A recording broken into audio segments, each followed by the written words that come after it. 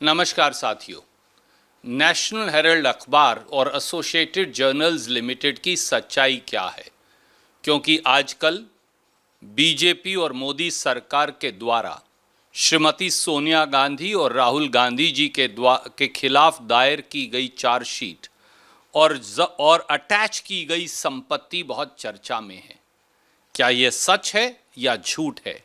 क्या यह असलियत है या फर्जीवाड़ा है? केवल साधारण तथ्यों से इसका आकलन आप लगा सकते हैं। पहला तथ्य, नेशनल हेराल्ड अखबार क्या है? इसे साल 1937 में जंग आज़ादी की लड़ाई के दौरान पंडित जवाहरलाल नेहरू द्वारा स्थापित किया गया। इसकी मालिक कंपनी जो 1937 में बनी वो थी एसोसिएटेड जर्नल्स लिमिटेड और इसके प्रणेता थे महात्मा गांधी, सरदार वल्लभ भाई पटेल, टंडन साहब, किदवई साहब और अन्य स्वतंत्रता सेनानी। यह अखबार स्वतंत्रता सेनानियों की आवाज़ उठाता आया, आज़ादी के आंदोलन की आवाज़ उठाता आया। इसी कारण से नेशनल हेराल्ड अखबार को अंग्रेज़ों ने 1942 के भारत छोड़ो आंदोलन में इस पर प्रतिबंध लगा दिया, जो 1945 तक चला।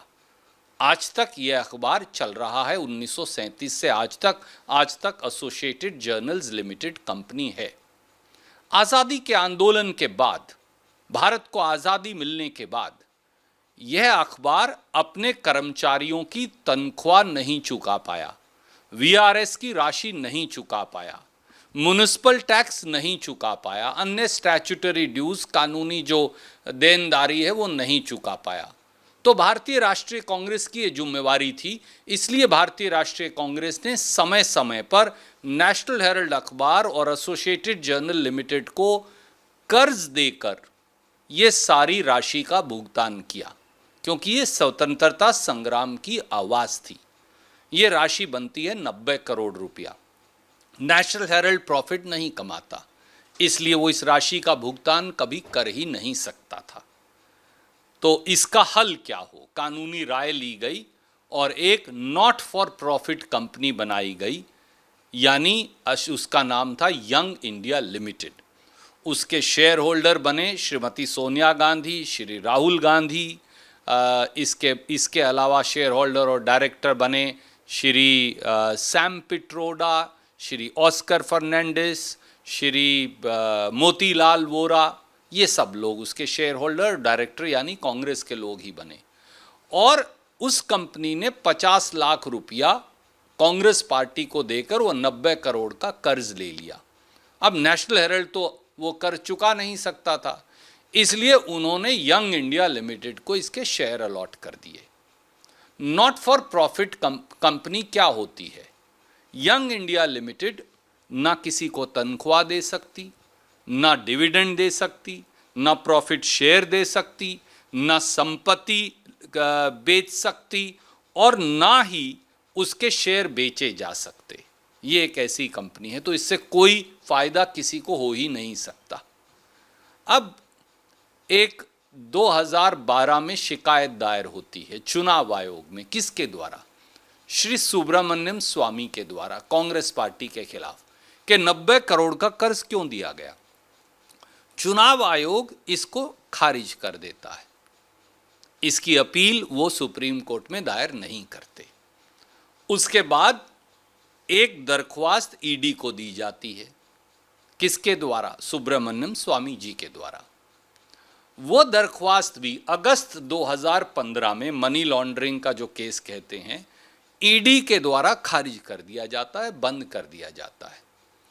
जब बीजेपी को लगा कि इसमें कुछ है ही नहीं गलत और ये सारी चीज़ें चुनाव आयोग ने भी बंद कर दी और अब खुद उनकी सरकार में, बीजेपी सरकार ने, ईडी ने भी बंद कर दी, तो आनन फानन में ईडी के डायरेक्टर राजन कटोच को बदल दिया जाता है और सितंबर 2015 में बंद हुए केस को दोबारा चालू किया जाता है, जिसकी अब 10 साल के बाद एक फर्जी आरोप पत्र दायर किया जा रहा है। हमारे बड़े सीधे सवाल हैं। पहला सवाल, दोस्तों, क्या यंग इंडिया लिमिटेड ने एसोसिएटेड जर्नल्स लिमिटेड या नेशनल हेराल्ड की कोई संपत्ति खरीदी? जवाब नहीं में है। क्या एसोसिएटेड जर्नल्स लिमिटेड या नेशनल हेराल्ड की कोई संपत्ति यंग इंडिया लिमिटेड या राहुल जी या सोनिया जी या किसी और डायरेक्टर या शेयर होल्डर के नाम हो गई? जवाब नहीं में है। क्या एसोसिएटेड जर्नल्स लिमिटेड या नेशनल हेराल्ड से 1 रुपया भी लिया गया? जवाब नहीं में है। क्या नेशनल हेराल्ड की संपत्ति उसके पास है? जवाब हाँ में है। जब कोई संपत्ति ली और दी ही नहीं गई, जब 1 फूटी कौड़ी का लेन देन ही नहीं हुआ, तो मनी लॉन्ड्रिंग और अपराध क्या हो गया? भैया साधारण भाषा में कहूँ, अखबार हमारा, स्वतंत्रता संग्राम की लड़ाई हमने लड़ी, अखबार स्वतंत्रता संग्राम में हमने बनाया, आज तक अखबार हम चला रहे हैं, अखबार में जो सारा खर्चा और लोन दिया वो हमने दिया, कांग्रेस पार्टी ने दिया, तो फिर बीजेपी के पेट में दर्द क्यों हो रहा है?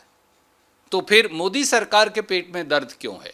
ना कोई अपराध हुआ, ना 1 पैसे का लेन देन हुआ, ना किसी संपत्ति का हस्तांतरण हुआ, ना कोई संपत्ति बेची जा सकती, ना कोई संपत्ति बेची गई, ना 1 रुपए की तनख्वाह ली गई, ना 1 रुपया डिविडेंड लिया गया, ना 1 रुपया प्रॉफिट लिया गया। तो अपराध क्या है?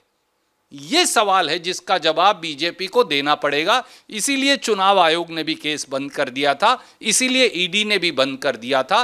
राजनीतिक प्रतिशोध के चलते केवल सोनिया जी और राहुल जी जनता की आवाज उठाते हैं, कांग्रेस जनता के साथ खड़ी है, इसलिए झूठे मुकदमे और आरोप पत्र दायर किए जा रहे हैं। पर जान लीजिए, हम डरेंगे नहीं, झुकेंगे नहीं, सीना ठोक कर लड़ेंगे। जय हिंद, जय कांग्रेस।